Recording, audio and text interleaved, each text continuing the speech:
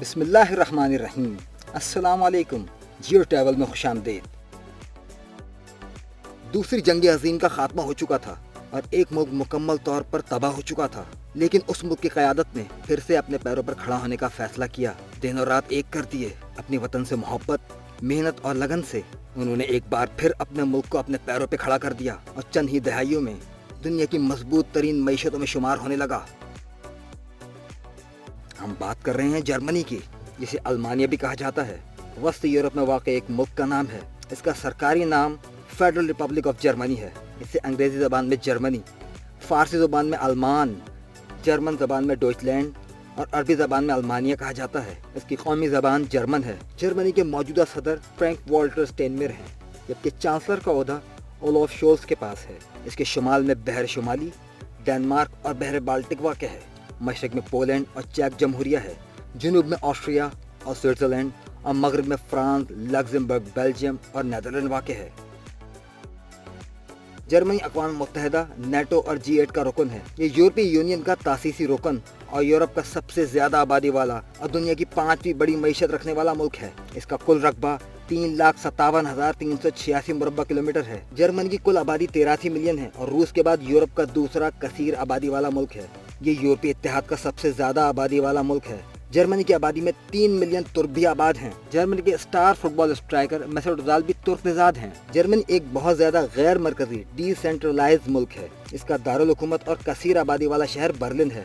Frankfurt اس کی اقتصادی راجدھانی ہے اور فرینکفرٹ ہوائی اڈہ ملک کا مشغول ترین ہوائی اڈہ ہے۔ اگر اس کی GDP کی بات کی جائے تو $5.317 ٹریلین پر مبنی ہے، جبکہ پر کیپٹا کی بات کی جائے تو $63,835 کے ہاتھ یہ 18ویں نمبر پر ہے۔ 2022 کی رپورٹ کے مطابق جرمنی نے $156 بلین کی ایکسپورٹ کی۔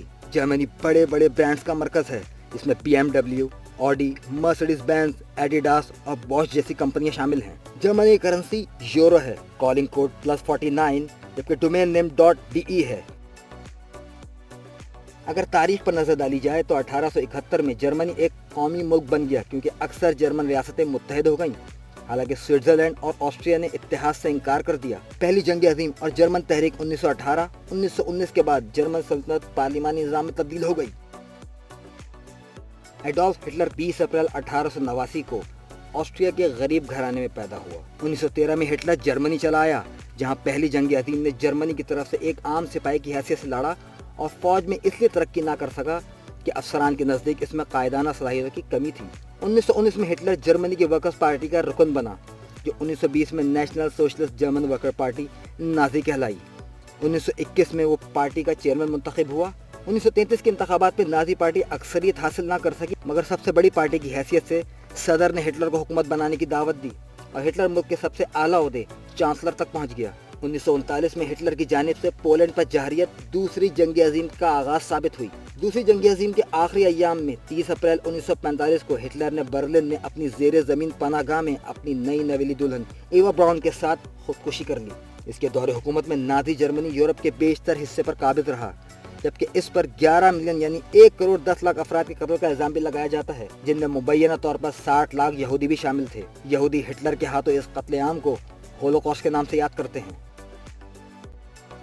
جرمنی کی تاریخ کا ایک انتہائی اہم کردار مارٹن لوتھر، ایک جرمن راہب۔ 16ویں صدی میں پاپائیت کے خلاف اٹھنے والی تحریکوں میں جس شخص نے انقلابی روح پھونکی وہ مارٹن لوتھر ہی تھا۔ مارٹن لوتھر کا نظریہ شیطان اپنے عہد کی پیداوار ہے۔ اس نے پوپ کو مجسم شیطان یا مخالف مسیح دجال، جبکہ کیتھولک کلیسا کو شیطان کی بادشاہت قرار دیا۔ قانون کی تعلیم مکمل کر کے مارٹن لوتھر نے مذہب کی طرف توجہ دی اور وہ ایک پادری کے عہدے پر فائز ہوا۔ پادری بننے کے بعد اس نے یورپ کا دورہ کیا۔ یورپ کے دورے سے واپس آتے ہی اس نے پوپ کی شدید مخالفت شروع کر دی۔ اس نے معافی نامے کو باطل قرار دیا، کلیسا کی طرف سے ہونے والے تمام مظالم کے خلاف آواز بلند کی۔ 21 اکتوبر 1517 کا دن نہ صرف مارٹن لوتھر بلکہ مسیحیت کی تاریخ کا ایک اہم ترین دن ہے۔ اس دن مارٹن لوتھر نے باقاعدہ طور پر پوپ کے خلاف بغاوت کا اعلان کیا۔ جرمنی کے شہر وٹنبرگ کے گرجے کی دیوار پر لاطینی زبان میں طویل عبارت لکھ کر آویزہ کر دی، جس میں پوپ کے معافی نامہ دینے کے اختیار پر شدید تنقید کی گئی۔ مارٹن لوتھر کی تحریک کی وجہ سے مسیحیت پروٹسٹنٹ اور کیتھولک میں تقسیم ہو گئی۔ پروٹسٹنٹ فرقہ جدید رجحان کا حامل تھا۔ لوتھر کا اگرچہ 1546 میں انتقال ہو گیا، لیکن اس کی تحریک کا اثر اس کے بعد بھی کافی عرصہ قائم رہا۔ جنگ عظیم دوم کے بعد जर्मनी 2 हिस्सों में बट गया था। मुल्क तो बटा ही, लेकिन साथ ही साथ एक अजीम शहर भी 2 हिस्सों में बट गया, बर्लिन। दीवार बर्लिन के बारे में तो आपने सुना ही होगा। एक रुकावटी दीवार जो अवामी जमहूरिया जर्मनी ने मगरबी बर्लिन के गिर्द तामीर की थी, ताकि इसे मशरकी जर्मनी बशमूल मशरकी बर्लिन से जुदा किया जा सके। मशरकी इत्तेहाद में इनकलाबी लहर के दौरान चंद हफ्तों की बेअमनी के बाद मशरकी जर्मनी की हुकूमत ने 9 नवंबर 1989 को ऐलान किया कि मशरकी जर्मनी के तमाम शहरी मगरबी जर्मनी और मगरबी बर्लिन जा सकते हैं। इस ऐलान के साथ ही मशरकी जर्मनी के बाशिंदों की बड़ी तादाद दीवार फैलाकर मगरबी जर्मनी जा पहुंची, जहां मगरबी जर्मनी के बाशिंदों ने इनका भरपूर खैर मकदम किया। अगले चंद हफ्तों में पुरजोश अवाम ने दीवार पर धावा बोल दिया और इसके मुख्तलिफ हिस्सों को तोड़ डाला। बाद अदा सनती आलात के जरिए दीवार को तकरीबन मुकम्मल ही खत्म कर दिया गया। दीवार का कुछ हिस्सा सिर्फ यादगार के तौर पर बाकी है। दीवार बर्लिन के खात्मे ने जर्मनी इत्तेहाद मुकर्रर जर्मन रीयूनिफिकेशन की राह हमवार की, जो बिलाखिर 3 अक्टूबर 1990 को बाज़ाब्ता तौर पर मुकम्मल हुआ।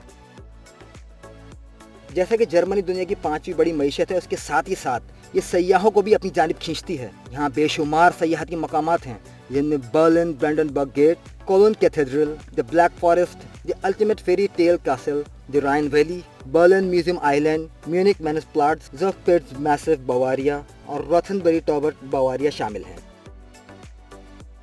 जर्मनी का कौमी खेल फुटबॉल है और इस खेल में जर्मनी 4 दफा आलमी चैंपियन रह चुका है। पहली दफा 1954 में, दूसरी दफा 1974 में, तीसरी दफा 1990 में और चौथी दफा सन 2014 में जर्मनी ने फुटबॉल का वर्ल्ड कप जीता। 4 वर्ल्ड कप जीतने के साथ साथ किसी एक खिलाड़ी की तरफ से सबसे ज्यादा गोल करने का एजाज भी जर्मनी के पास है, मिरोस्लाव क्लोसा, जिन्होंने 24 मैचों में 16 गोल स्कोर किए हैं।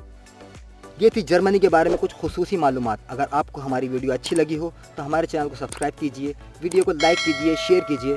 अल्लाह हाफिज़।